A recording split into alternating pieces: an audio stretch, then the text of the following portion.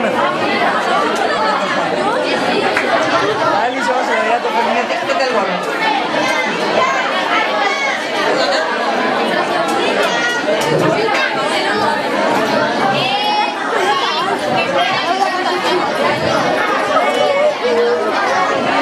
Un poquito de silencio, por favor. Un poquito de silencio. Gracias.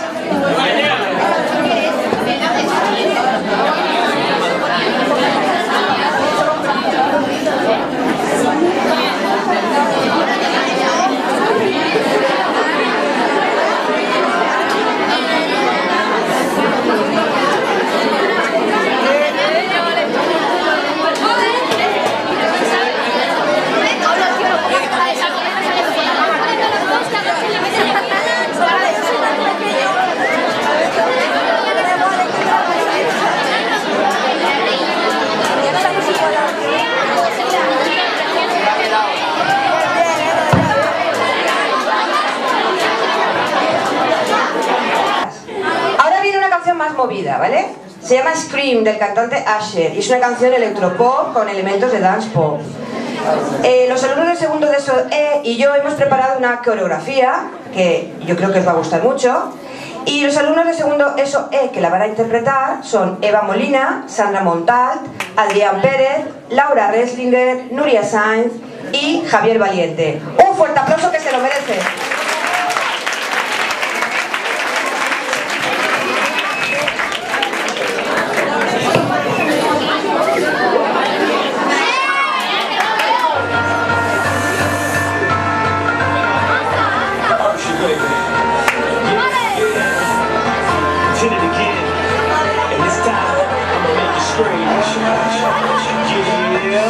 I see you over there, so hypnotic, thinking about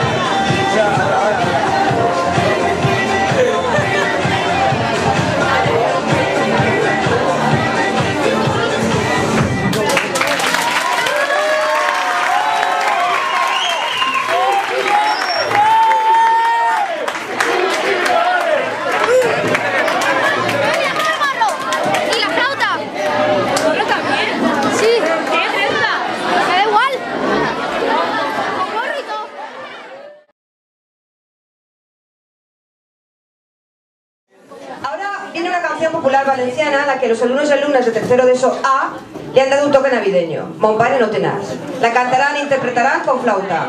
Con ellos comenzamos nuestros villancicos. Un gran aplauso para ellos.